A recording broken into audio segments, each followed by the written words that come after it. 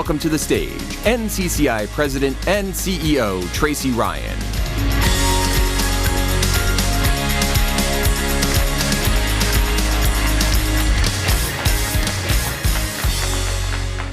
Good morning. On behalf of the entire team at NCCI, it's my pleasure to welcome you to this year's annual Insight Symposium. AIS has always been more than a meeting on the calendar. It's a moment for our industry to come together, to look at what the data is telling us, to exchange perspective, and to think carefully about what may be ahead. This conference brings together leaders from across the workers' compensation system, each with a different vantage point on the issues shaping our industry. We are so glad you're here. This is an important moment for these conversations. By many measures, workers' compensation has been performing well in recent years, but that is not a reason to stand still. When you look across the horizon today, there is a lot changing. Economic shifts, societal pressures, technological disruption, and regulatory landscape that's changing in ways that may reshape the environment around us and point to a system that may look different over time. And that idea of looking across the horizon, it reminds me of a trip I took with my dad a few years ago. My father was a Coast Guard veteran, and he loved lighthouses. So one year, we planned a trip up the coast of Maine. Over the course of a few days, we drove from one lighthouse to the next, walking the paths, taking in the views, and in my case, taking far too many photos. I love lighthouses for all the obvious reasons: their beauty, their history, and those incredible settings along the coast. But for my dad, they meant so much more. To him, a lighthouse was a source of trust and consistency, a guide that helped people see hazards clearly and travel safely through uncertain waters. Whether the seas were calm or the storms were rolling in, it was always there, keeping the horizon visible. And that feels like the right perspective for this moment in workers' compensation. Because when you look at the system today, it's been performing well. To continue the analogy, the seas have been calm. Injury frequency has been declining, meaning fewer workers are being injured on the job. For most employers, their workers' compensation rates have not been increasing. And for many carriers, combined ratios remain below 100. In a few minutes, Donna Glenn will be on stage for her annual State of the Line, and she'll share a lot more insights on how the line is performing. But like the lighthouse keeper, whose job is to scan the horizon on both the rough days and the calm ones, that's also part of our role at NCCI. Now, looking to the horizon is not about predicting the future, but it is about knowing what to watch, recognizing meaningful change early, and helping the industry understand what it may mean. There is a lot on the horizon today. This morning, however, I want to focus on three areas in particular: the future of work and the workforce, healthcare, and AI. Each one matters on its own, but together they underscore just how much may be shifting around us and why it's so important to stay curious, informed, and ready. Let me start with the future of work and the workforce. Workers' compensation follows the work. So as we look ahead, we're paying really close attention to where jobs are growing, how the work itself is evolving, and how the workforce is shifting. First, job growth. For the last few years, a growing economy generally meant a growing workforce. But looking ahead, that relationship may become less predictable. In some industries, growth may mean more workers, but in others, it may not. You can see that contrast in some of the projections that are out there.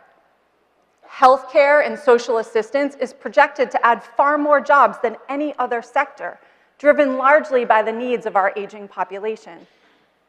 Manufacturing, however, tells a different story.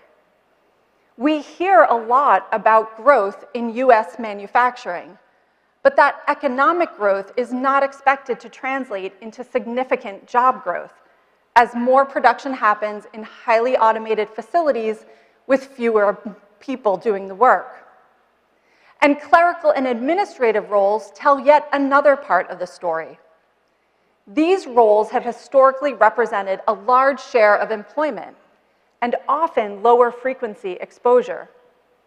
But as more of that work is automated or redesigned, its share of employment is expected to decline. So the point is not just that some jobs are growing and others are shrinking. It's that the mix of jobs is likely to change across both industries and occupations. The bigger question, however, may be about how the work itself is changing. Because in workers' comp, it's less about the job title and more about the work that people actually do. For decades, technology has made physical work safer through better equipment, improved safeguards, and automation. And that progress is expected to continue as robotics, sensors, and new innovations continue to reduce the most dangerous tasks. But now, the story is getting broader. Technology isn't just changing the factory floor or the construction site anymore. It's about to change the work happening in offices, call centers, laboratories, everywhere that knowledge work happens. And that means that people will be doing something different. Less execution, more judgment. Less processing, more decision-making. Less doing the work and more directing it. So a job title may stay the same, while the work inside that job changes. And when work changes, the risk profile changes too. Some risks may decline, others may shift, and new risks may emerge. But the future of work is not only about the tasks, it's also about who is doing the work. Workers age 55 and older make up nearly a quarter of the workforce, and that share will continue to grow. Now, as work shifts towards judgment and oversight, that experience will be incredibly valuable. But it also creates a different kind of exposure for workers' compensation. When older workers are injured, recovery can be more complex and take longer. Medical costs tend to be higher, and return to work opportunities may be more challenging. So as we think about the future of work, we're not only watching how many workers there will be, we're watching where jobs are growing, how the work itself is changing, how the workforce is shifting, and what that may mean for exposure and outcomes across the system.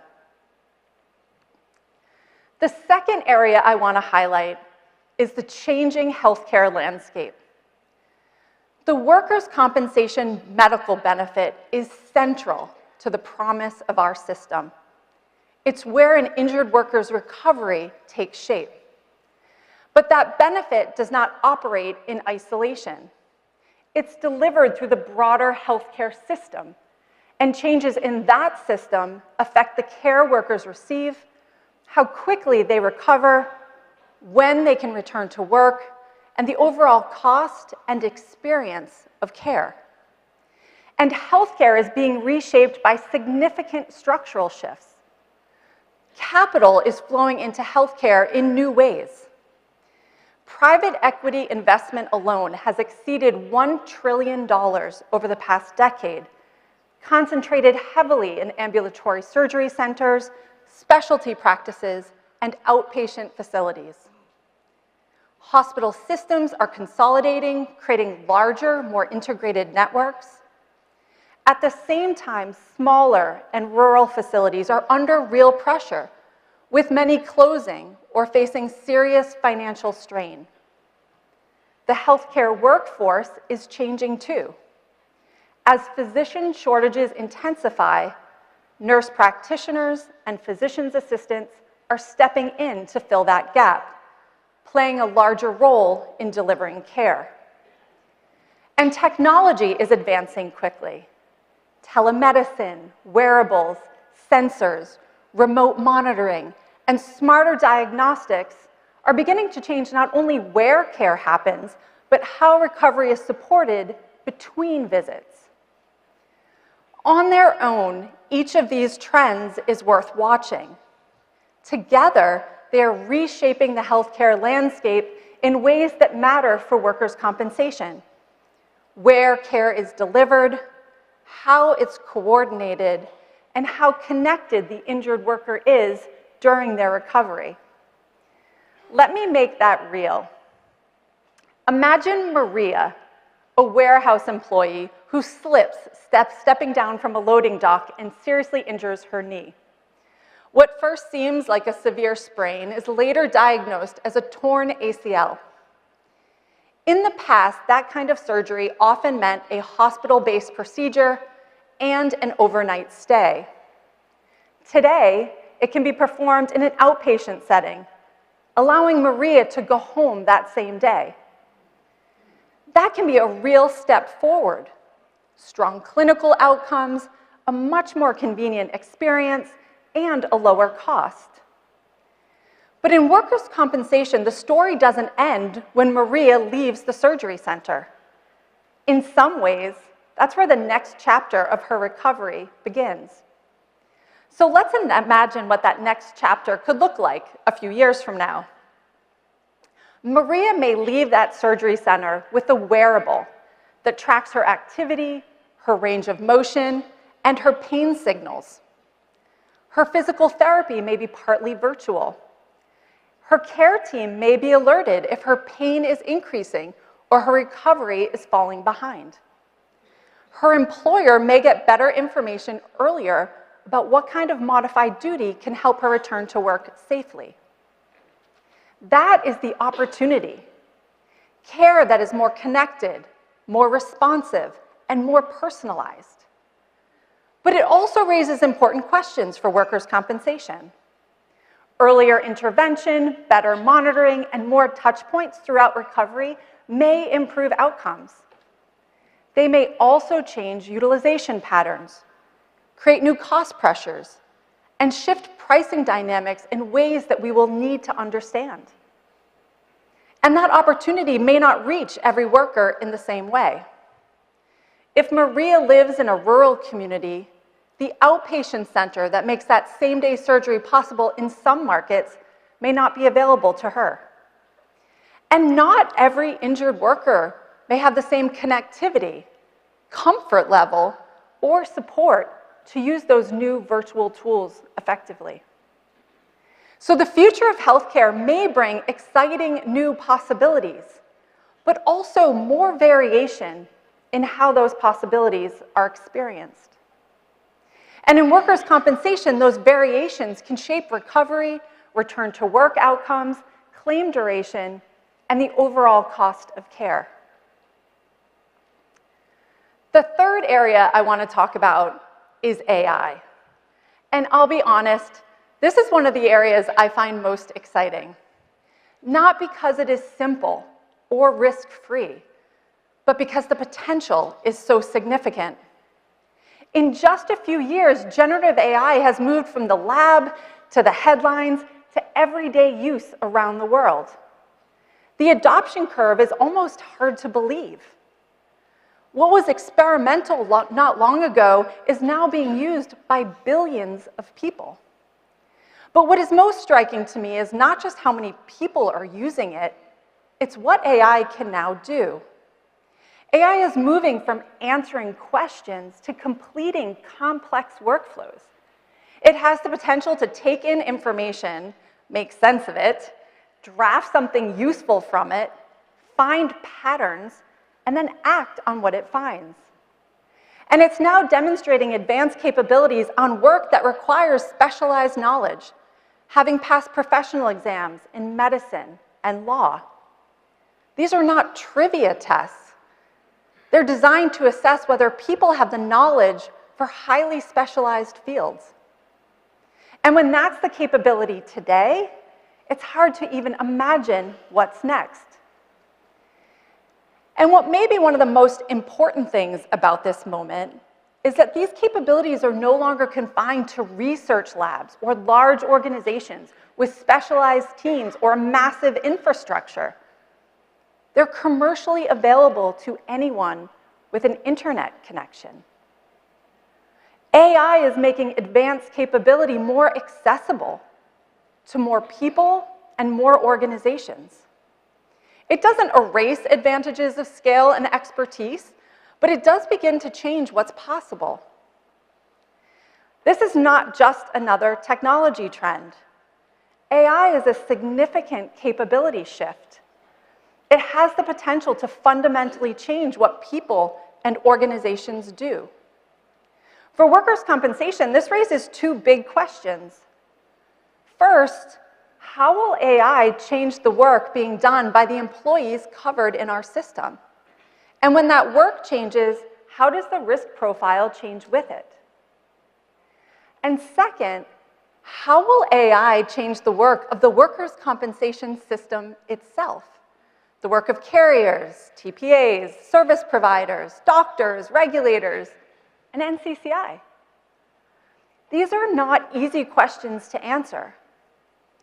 But answering them starts with understanding what this technology can actually do. And that's why I'm so excited that Ethan Mollick will be joining us tomorrow morning.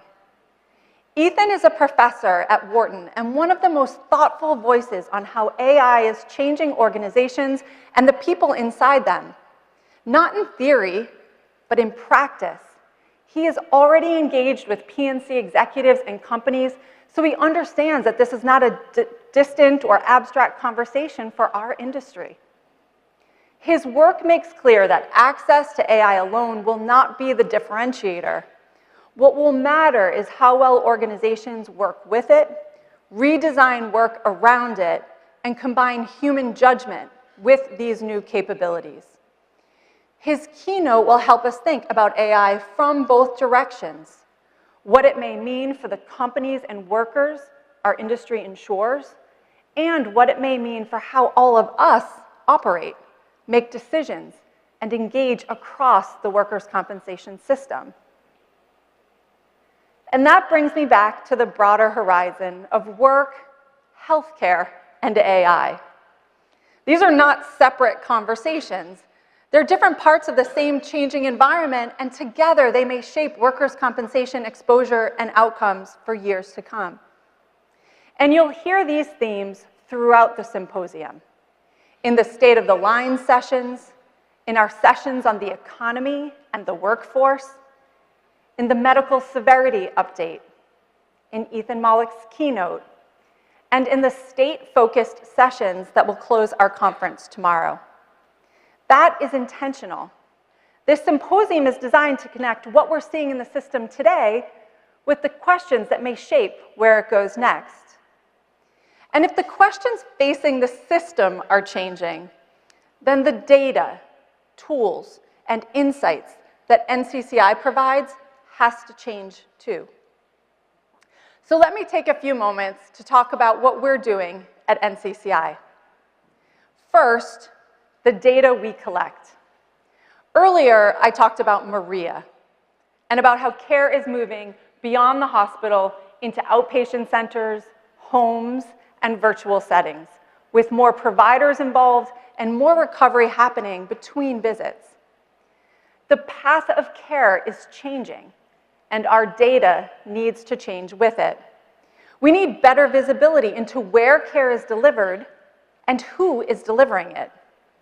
Without that visibility, we may miss important differences in access, utilization, cost, and outcomes.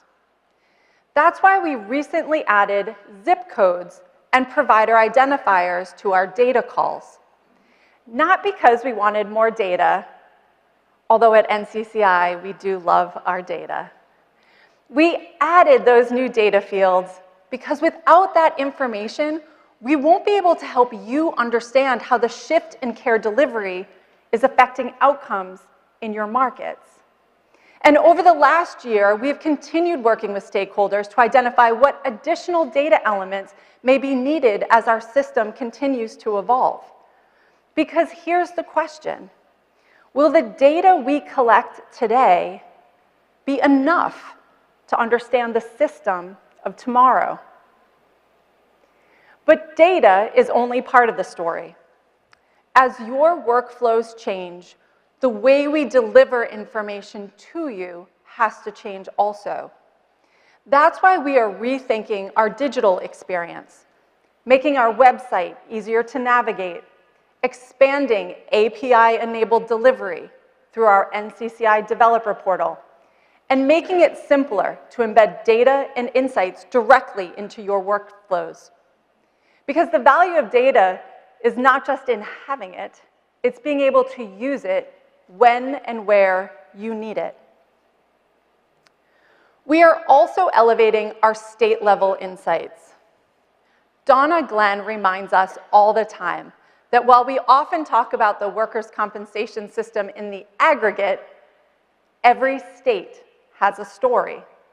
And that has never been more important than it is right now. If the mix of jobs looks materially different from one state to another, if healthcare access tightens in rural communities, if workforce demographics shift faster in one state than the national average, or if new technologies are adopted differently across industries, you need to see those differences clearly. That's why we're committed to elevating state-level insights more consistently in formats that are easier to access and act on. And finally, because AI may reshape work, exposure, and how this industry operates, we are not simply observing it from a distance. We are building the understanding, governance, and capabilities we'll need to navigate it responsibly. Over the past year, we've built a foundational AI literacy program for our employees. We've established governance processes to evaluate use cases responsibly. We launched AI-enabled search on our website, and we've used AI to capture institutional knowledge from retiring employees. Because if a quarter of the workforce is 55 and older, that's not just your challenge, that's ours too. We're also beginning some exploratory work on how AI can better support classification, one of the areas where deep expertise and consistency matter most. And it's not just an internal capability question for us. AI is a strategic question about how we support an industry where AI may change the way carriers operate, the way employers manage risk, the way healthcare providers deliver care, and the way regulators oversee the system. The value of NCCI in the next decade will not just be the data we collect. It will be our ability to help you understand what is changing, why it matters, and what it means for the decisions you're making every day. When I look back on those trips with my dad, I see that the lighthouse wasn't just a building. It was a source of trust, consistent and reliable, a commitment to keep the light shining on the horizon. At NCCI, that is our commitment to you. We're staying curious. We're staying close to what's changing. And we're committed to making sure you see it clearly, early, and in the context that matters for you. That's how we'll keep the light shining.